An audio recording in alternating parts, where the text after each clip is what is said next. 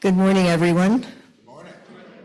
Welcome to the Unitarian Society of New Haven and our annual multi-generational Solstice service. And welcome also to those who are joining us virtually online. My name is Laura Fawcett, and my pronouns are she, her. Cindy Chelcun and I are your worship associates for this morning.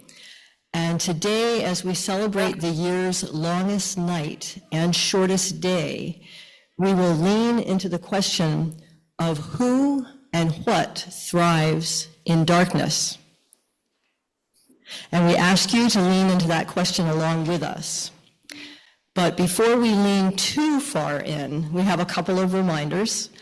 The first 5 pews to my right are reserved for people who are wearing masks. There are hearing assist devices available at the back of the sanctuary in that corner. And as mentioned before, today's service is multi-generational. All ages we invite to remain in the sanctuary for the full hour this morning. There is a space in the back to my left for anyone of any age who would like to color, work on a floor puzzle, or practice infant walking meditation, or even a newer version, rocking chair meditation. So all are welcome. This morning we have a very special thanks to everyone who played a part in making the Waverly Christmas party last night such a wonderful success. Is Tanisha here yet this morning? Here she is. Tanisha, thank you. That was wonderful. This was, it took everyone's participation. This is a huge event each year. And I know there were folks who set up in the morning yesterday. It was absolutely fantastic setup. People's support is what makes this work. And last night was the product of the Waverly community and the USNH community together, working together on a wonderful annual event. So thank you all. It was beautiful.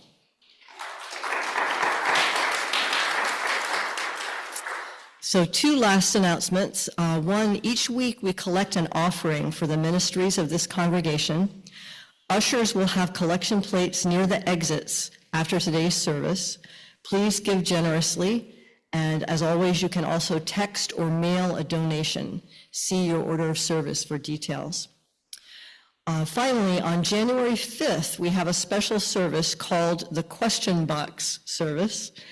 You are invited to submit written questions for Reverend Stephen to answer.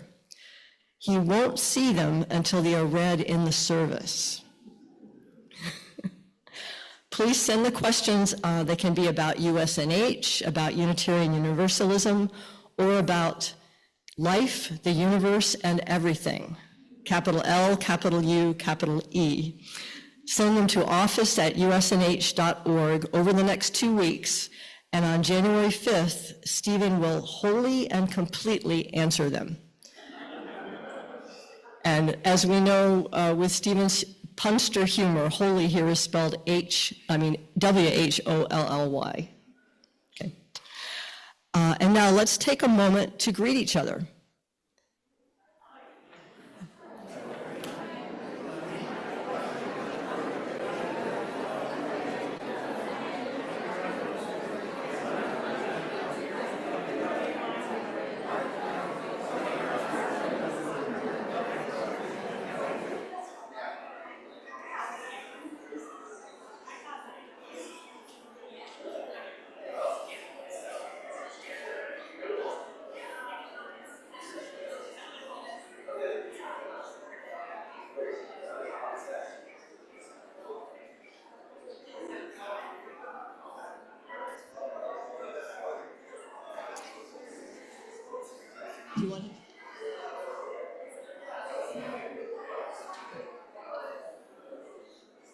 Okay, welcome back. And now we'll take a moment to quiet our phones and quiet ourselves as we settle into worship.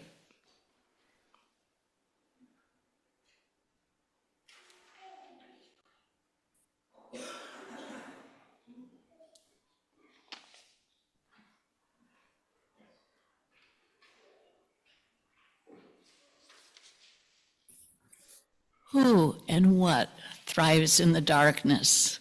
For whom does the chill north wind of winter blow?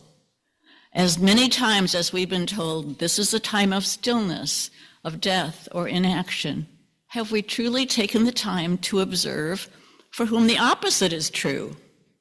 Just beyond the walls of this sanctuary, it's owl's time. It is fox's time. It's a great day to be an evergreen.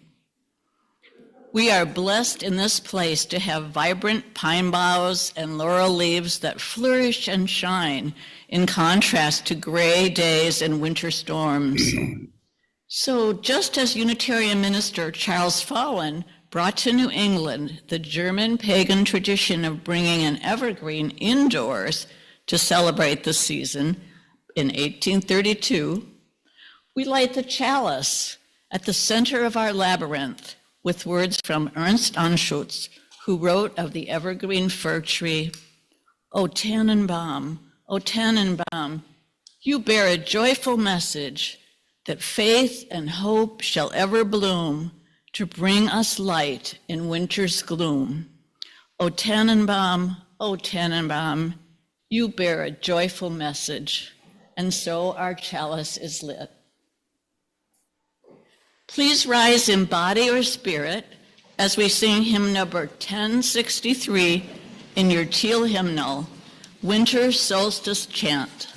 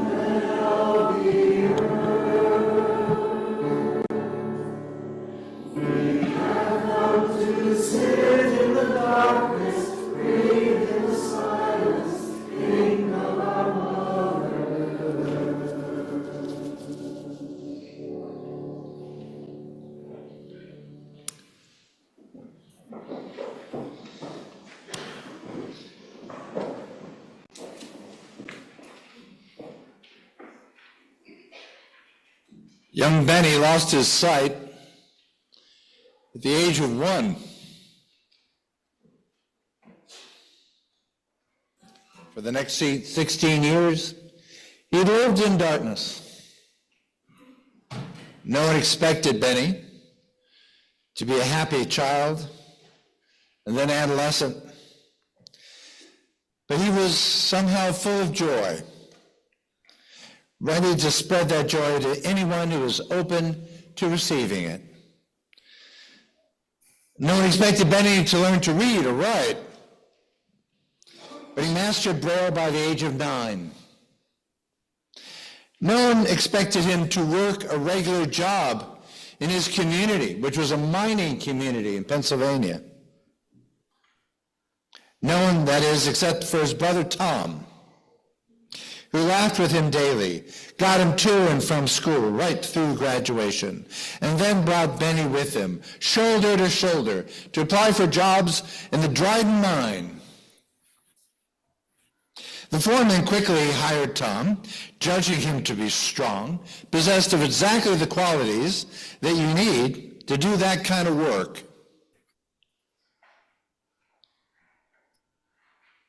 And then he offered Benny a job for an hour a day, working the water pump by the mine entrance. Benny shook this offer off. He confidently pointed out that mine work is work in the dark. and that he was uniquely able to be ready to operate the door that sends the mine cars each on their own way down different tracks. Benny felt the foreman that he could by hearing and sensing the vibrations of approaching cars, open the right pathway for them quicker and more efficiently than anyone else in the workplace. And he proved it to be true. So the foreman gave Benny a shot and was amazed at how intuitive and efficient Benny was. And so both brothers had jobs right on the spot. And it wasn't too long before word began to spread about the brothers. Tom was compassionate towards others. He never spoke an unkind word. And everyone was amazed by Benny's focus and concentration and attention. Whenever a car came trundling up out of the depths, not only did Benny open the correct track door to send the miners back on their way, but he would always greet them by name. Well, how did he do that? People asked. Benny never revealed his secret to anyone but Tom. He laughed. He said, I can tell each of them by scent alone.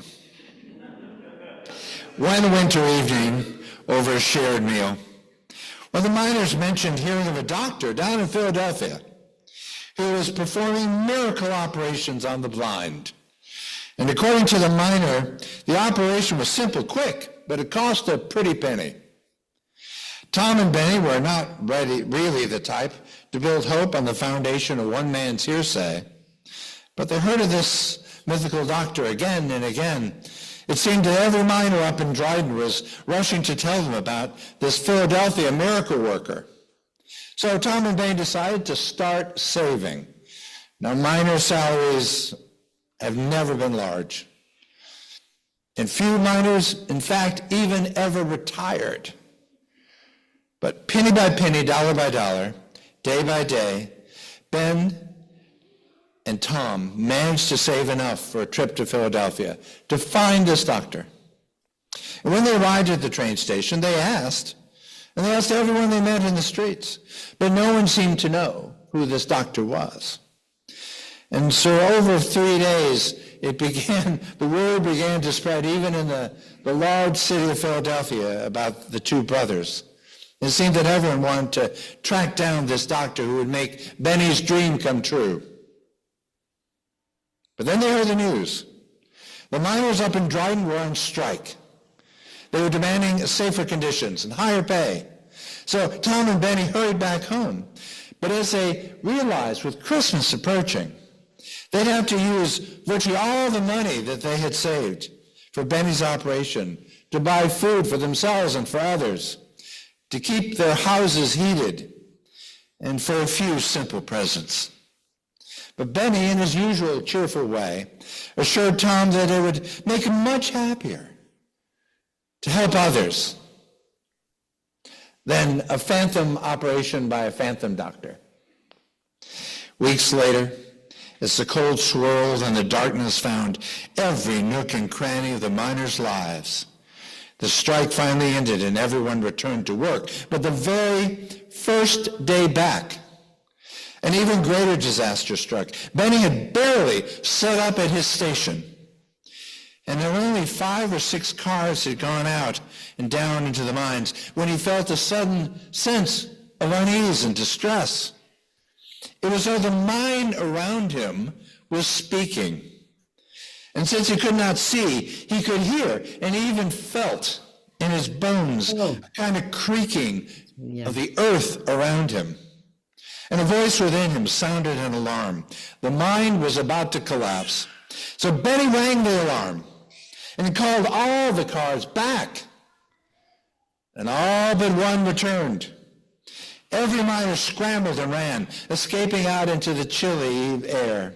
All but one car, the one carrying his brother Tom. It was the very last one to emerge. And as the driver had taken a wrong turn. But Benny knew every inch of that mine by feel. And just as the tremors on the walls began really to shake, Benny found Tom's car and directed the miners out just in time, seconds before the shaft behind them collapsed and the air filled with dust. Benny was a hero. He was lifted up on the shoulders of these giant men and carried off into a massive celebration of life and of survival.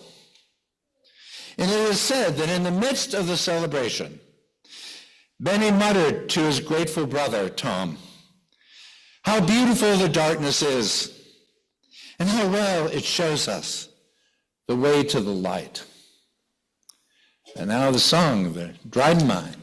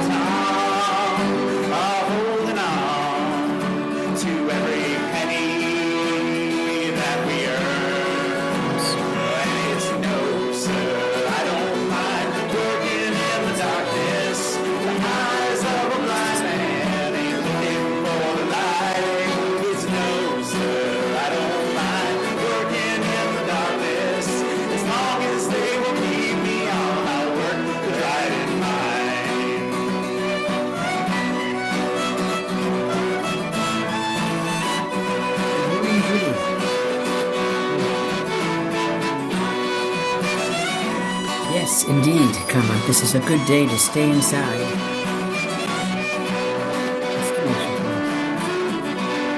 And, Comma, I'd love to hear about your last couple of days and catch up with you. I'll give you a call later on. If you're in the mood for talking, great, and if not, you can just say you need some time to decompress a little. Hugs.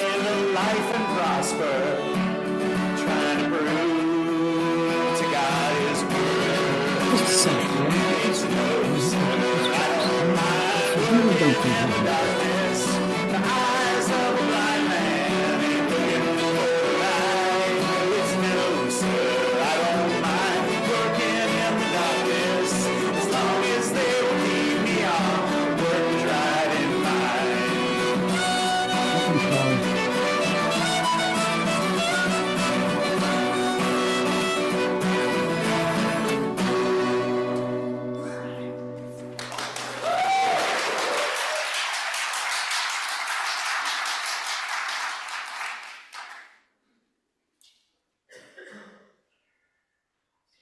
We are so blessed with music in this congregation. And now, in the context of joys and sorrows, in this caring community of USNH, we hold each other up in countless ways.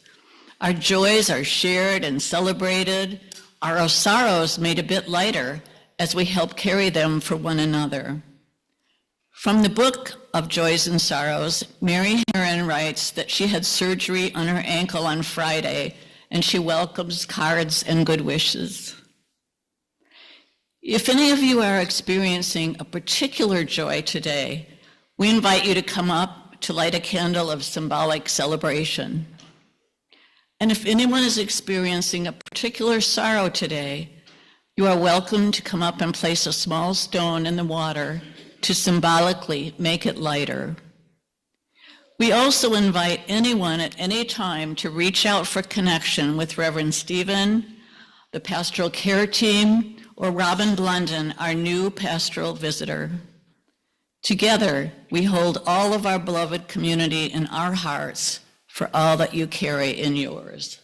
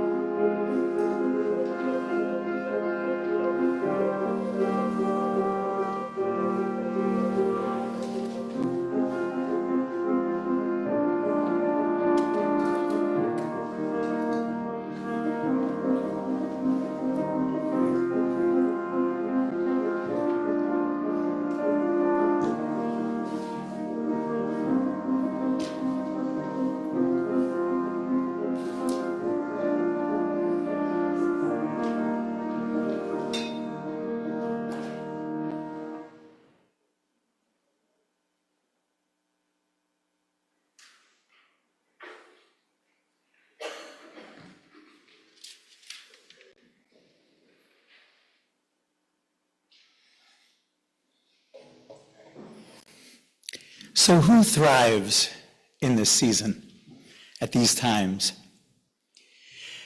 Now, Cubby was 10 months old, which by Black Bear standards made her practically almost halfway to being an independent young adult. At least she thought so. Cubby was one of those bears who was full of youthful curiosity.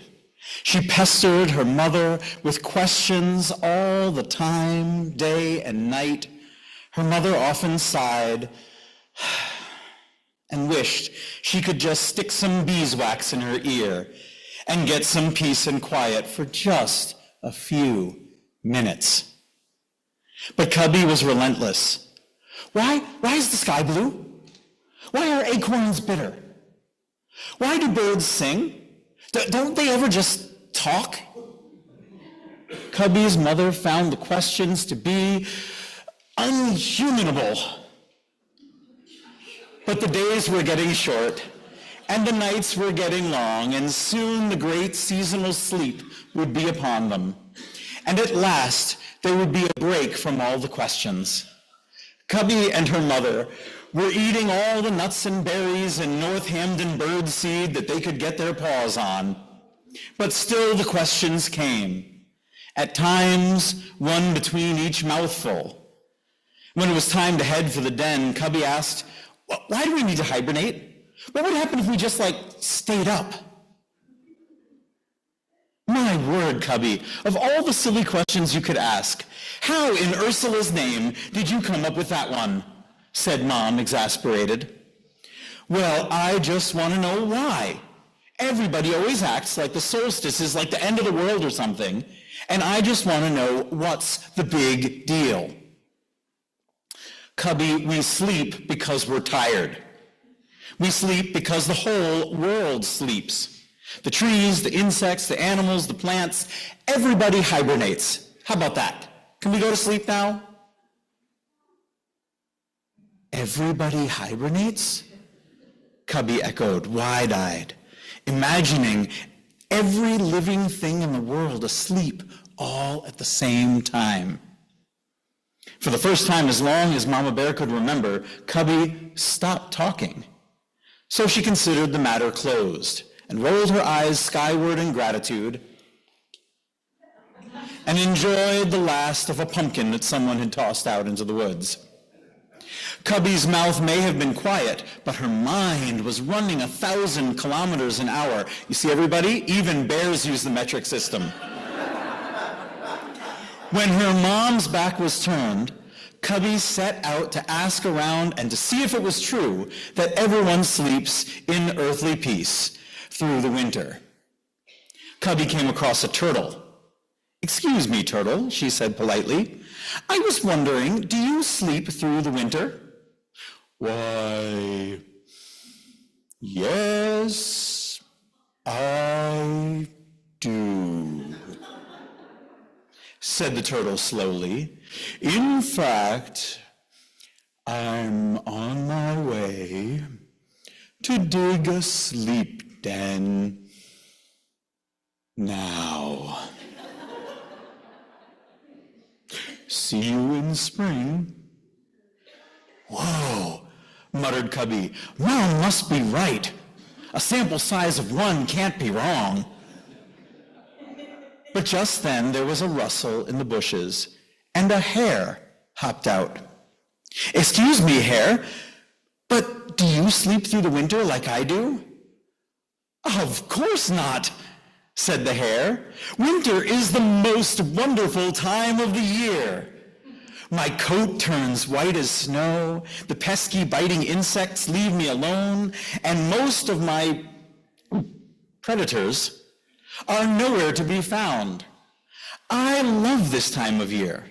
And with that, hare nervously hopped back to safety, not totally sure he trusted Cubby's intentions. Well, that threw Cubby for a loop. If hare stayed awake, perhaps there were others too. Just then, a breeze picked up, causing the fur to twitch on Cubby's head. She realized quickly that it wasn't a breeze at all. A great horned owl had swooshed in and landed on a nearby branch. "Excuse me, owl," said Cubby, never forgetting her manners, of course. "But do you sleep through the dark winter like I do?" "Sleep through winter?"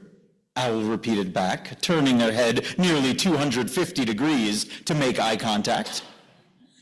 Why would I ever want to sleep through winter? Winter is my jam. Dark nights, perfect for these eyes to see. No leaves to block the view. Peace and quiet all around, and best of all, the pitter-patter of little feet on newly fallen snow, with the moon giving light to all objects below. I say to you again, this is the season of magic and wonder. I wouldn't miss it for the squirrel.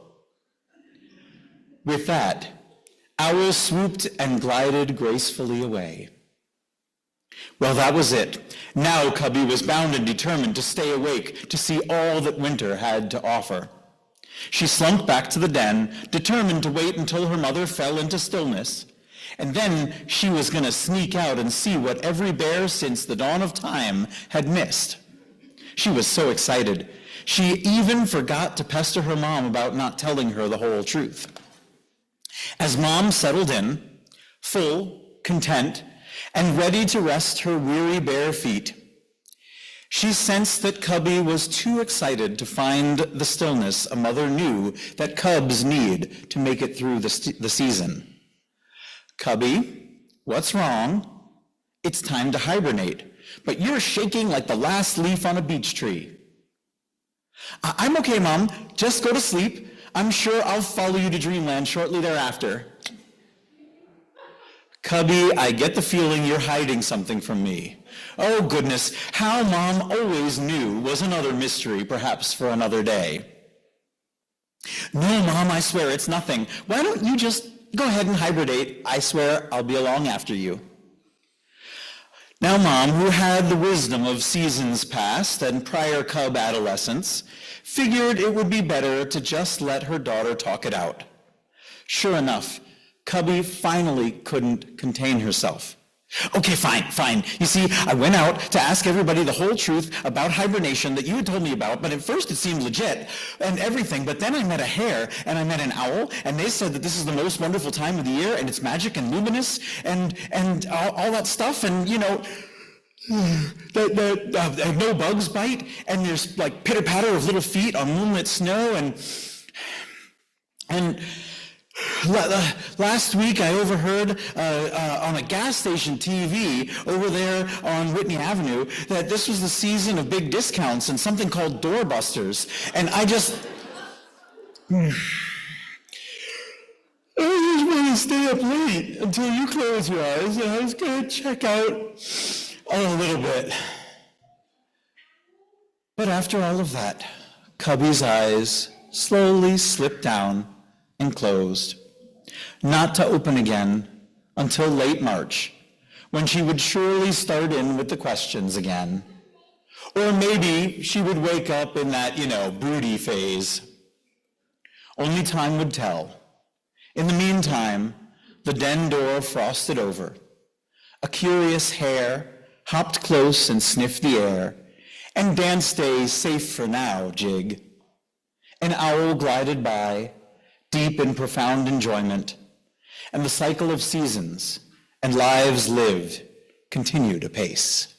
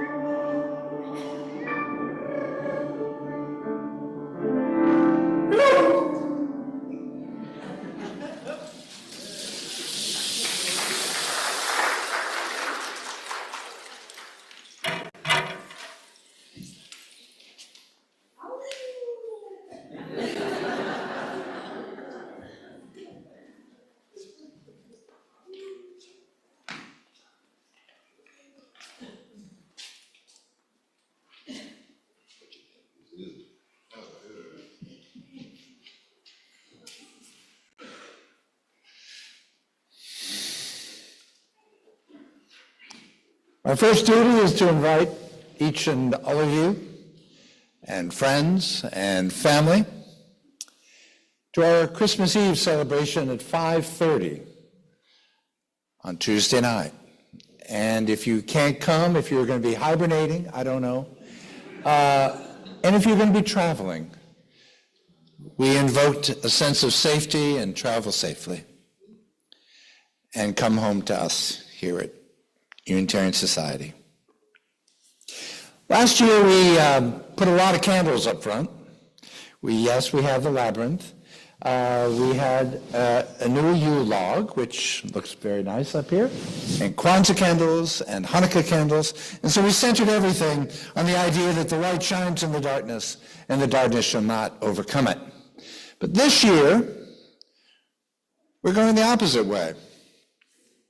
Yes, we will light candles, but we're looking at the darkness itself as a gift, a powerful lens by which we live and find our way. On Wednesday night, I had a meeting with the pastoral team to meet Robin Blunden, our new pastoral visitor, and we enjoyed ourselves so much and had a great dinner, and by the time I got back in the car to go home, it was like really dark and really rainy, and I decided to go home, as I never do, on Route 10. And so I got to see the beauties of Cheshire and Southington and Plainville and on into Farmington. And all the way, I felt healed somehow by the lights that everyone had set up into the darkness. And I felt held. It's not by chance that we celebrate so many holidays now at the darkest time of the solar year. The ancients had their wisdom.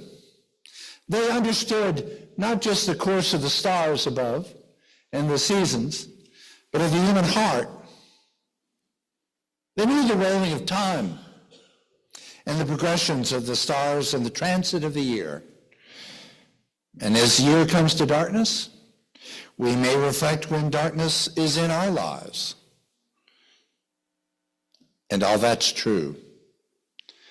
And yet as well, the darkness is a place that holds and heals us, like sleep renews us and binds us into a new tomorrow.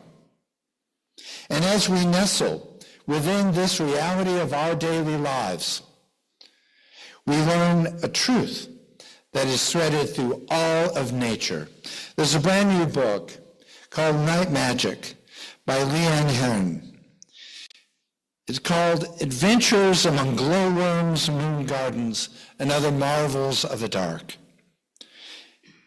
What she says is that 99% of people in the U.S. live under the influence of what they call sky glow.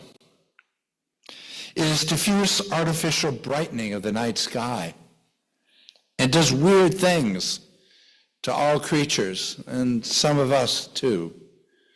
They call it light pollution. It can cause health problems for people. And think of how the creatures of the dark have to learn to adjust and to find their night magic.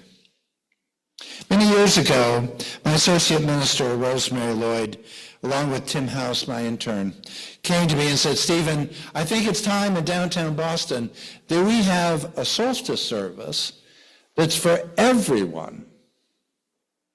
Let's create it. Let's find Celtic music and poetry and create something new." And so we did. It became the most popular service of the year. It was always beautiful. And we learned the gifts of the darkness, just as you, for so long, have been celebrating the gift of a labyrinth that you place here at the time of solstice. The poet Wendell Berry said, "To go in the dark with a light is just to see the light. But to go into the dark, go dark. Walk without light and find that dark too blooms and sings in his travel by dark feet and dark wings. In his end of the earth teaches us that when things are shrouded, they are still glowing. They are still growing. And when they seem dead, there is an aliveness within them, gathering, ready to surge when the time is right. We light our candles. We did so in that solstice service. And as we did so, we would say out loud to one another and to the darkness, "For the darkness and the light are both gifts of the Spirit." Yes, people love that service, and I did too. There was no sermon, there was no prayer, but there was us gathered in that nighttime, brave and patient and open. We shared a deep faith that winter would wheel into spring, for that is the meaning of the word Yule, wheel, the wheel of the year, and the night would yield to dawn, and that the cold will crack into the flowing renewal of spring. And in the midst of this kind of hope, that the darkness had so much to give us, as the poet said, to know the dark, go dark. Amen. And now it remains for me to introduce David Heiser. If you would come forward, I'm going to say a few words as you ready yourself. It's very difficult to get a song into the mainstream of Christmas music. Very few people in contemporary times have done it, but James Taylor has done so in his odd and jaunty song, which I asked David to learn, Home by Another Way. And although it was written more than 20 years ago, I think it might have some applicability into the next 4 years. I'm going to share just a brief depiction of its lyrics. Steer clear of royal welcomes, avoid a big to-do. A king who would slaughter the innocents will not cut a deal for you. Yes, the Magi went home by another way. Home by another way. Maybe you and me can be wise guys too and go home by another way. We can make it another way, safe home, as they used to say. Keep a weather eye to the chart on high and go home by another way. David, thank you.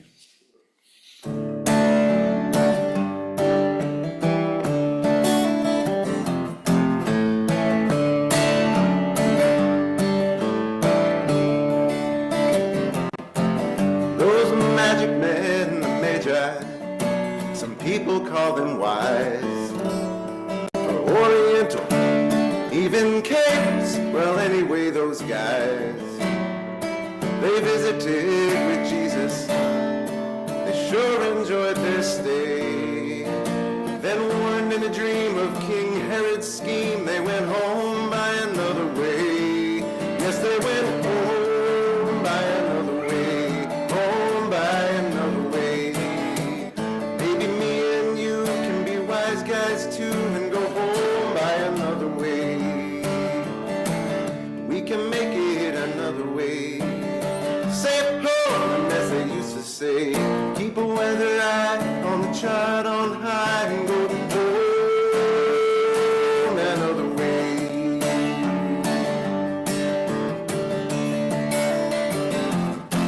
Steer clear of royal welcomes, avoid a big to-do. A king who would slaughter the innocents will not cut a deal for you. He really wants those presents. He'll comb your camel's fur till his boys announce they found trace amounts of your frankincense, gold, and myrrh. Then they go home by another way, home by another way. You have to figure the gods say and play in the odds and go home by another way. We can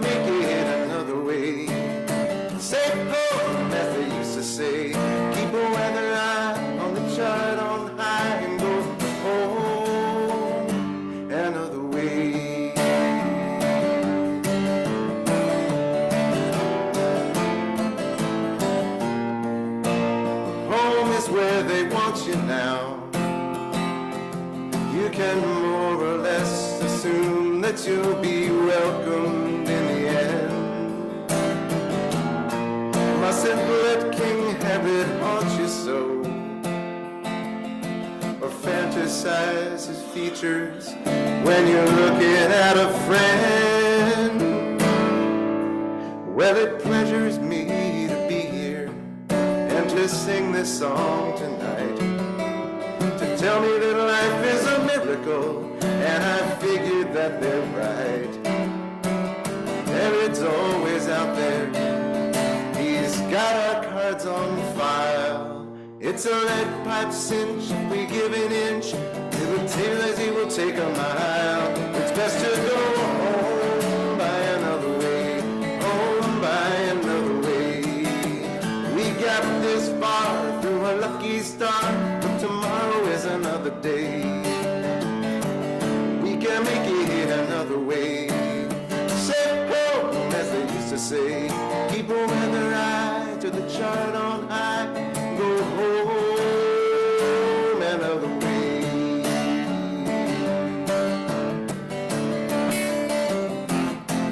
Go home another way.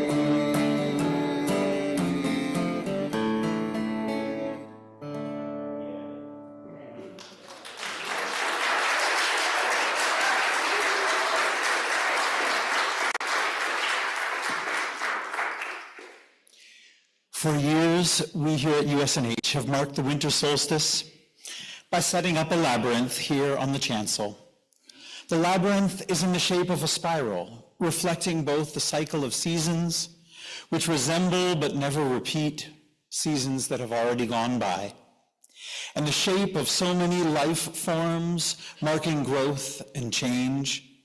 We move through the labyrinth, inward, contemplating all that is past, all that is left in our wake. Arriving at the center, we retrieve a piece, a small piece of the light for us to share.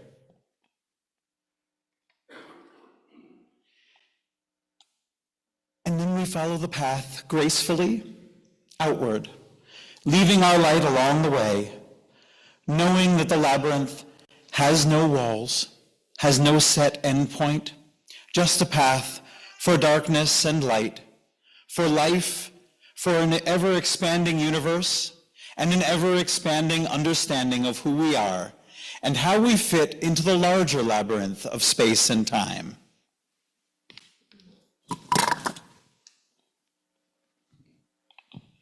The time to move through the labyrinth is almost upon us. But first, we raise our voices together as we rise in body or spirit and sing hymn number 226, People Look East.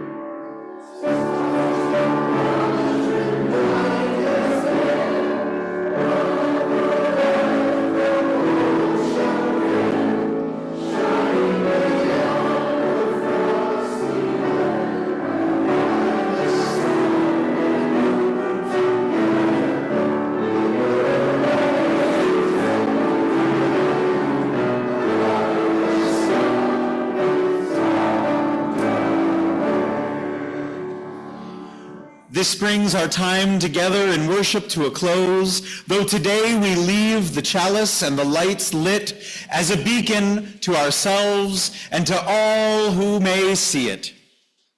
You are all invited to remain in the sanctuary as William Braun plays our labyrinth music. When you are ready, you may move through the Solstice labyrinth, illuminating the way forward, illuminating it for minors and magi, for bear cubs, and for all living beings moving through seasons on the path before us. May the labyrinth of our lives see us thrive in the coming times of darkness and light. Should you choose to exit directly to the social hall, all that we ask is that you do so quietly to maintain the reflective space of those who are moving through the spiral. Let us now open the spiral to all as the music plays. Blessed solstice to all, and to all a good night.